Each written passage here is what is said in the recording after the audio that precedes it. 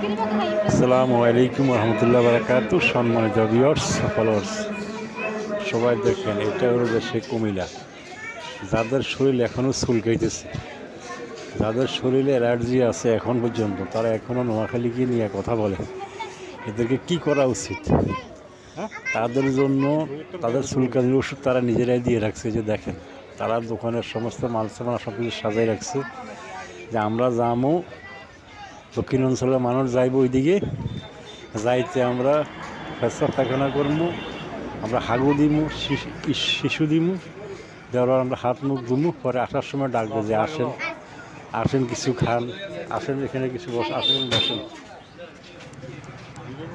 আসেন বসেন। এখন আমরা তাদেরকে কি করা উচিত, কি বলা উচিত? তাদের হলো যে আমরা তাদের ভাগ্য পরিবর্তন হলো যে আমাদের পেশাব পায়খানা করবো, ওইখানে আমরা একটু রেস্ট করবো, তা ওইখানে কিছু খামো, কিছু খরচপাতি করবো।